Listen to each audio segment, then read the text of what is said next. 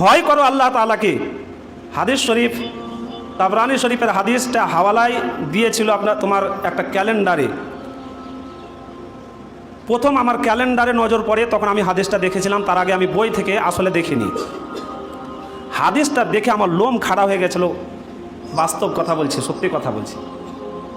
কিন্তু এখন তোমাদেরকেও যদি বলি, তো তোমাদের মধ্যে 90% ছেলের মনে একটুকুও বুঝতে পারছো মানে পরিবর্তন আসবে না।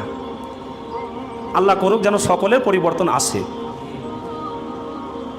হুজুর সাল্লাল্লাহু আলাইহি সাল্লাম বলছেন যে শেষ জামানাতে আলিম কম হয়ে যাবে, বক্তা বেশি হয়ে যাবে। সুবহানাল্লাহ। জিনিসটা শুনে আমার থরথর করে লাগছে, কেঁপে উঠলাম আমি জিনিসটা শুনে।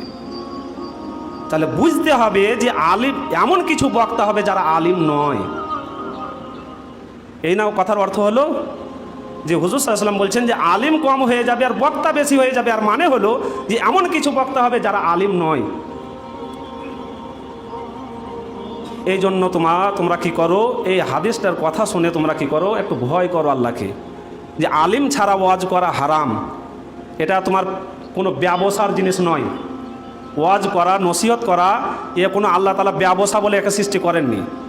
ব্যবসা অনেক রকম আছে, অনেক জিনিস ব্যবসা করার জন্য আছে। সেই সব ব্যবসা করোগা, অনেক টাকা পাবা। বক্তব্য দাও, বক্তব্য দিয়ে যদি মানুষ কিছু দেয় লাও, ভালো কথা। কিন্তু ওর জন্য তোমাকে এই মাদ্রাসায় এসে পড়ার কোনো দরকার নাই।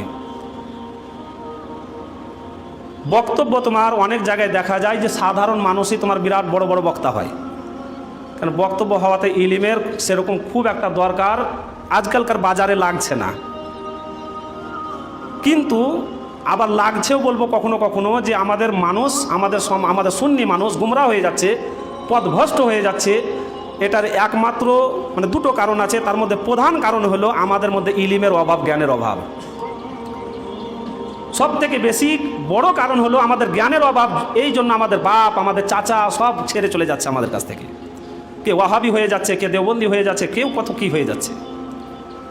তাকে যে আমাদের বুঝাবো, সে বুঝাবার ক্ষমতা বাস্তবে নাই আমাদের আলিম সমাজের মধ্যে অধিকাংশ আলিমের এই জ্ঞানটা কিন্তু নাই, তাকে বুঝাবার মতো জ্ঞান।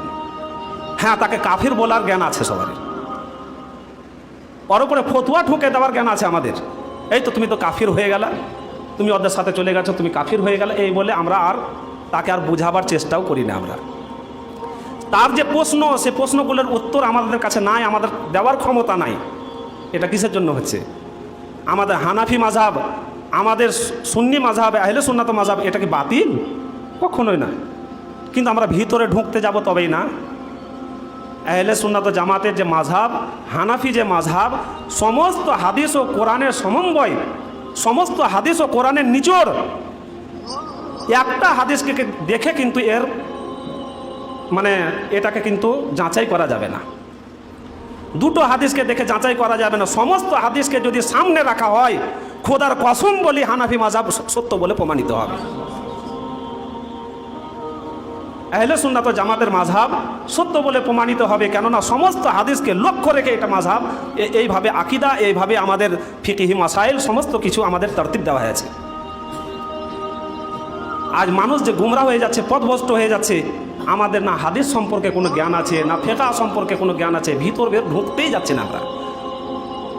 যারা খুব ভালো আলিম হয়েছে আজকালকার বাজারে, তারা বুঝতে পারছো অনুবাদটা বুঝে, কোরআন ও হাদিসের এবারও পড়ে নেয় আর অনুবাদটা বুঝে।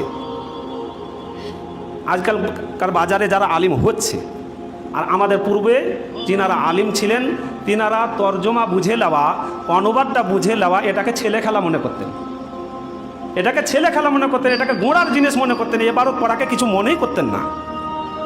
এবারত পড়া আর অনুবাদ করে নেওয়া, এটাকে কিছু মনেই করতেন না। মনে করতেন এর পরেই তো জ্ঞান আছে। আসলে এটা তো হলো সিঁড়ি। আমরা যে মাদ্রাসাতে জ্ঞান অর্জন করি, যে জামাতগুলো নির্ধারিত করা আছে, এগুলো সব সিঁড়ি, একের পর এক সিঁড়ি।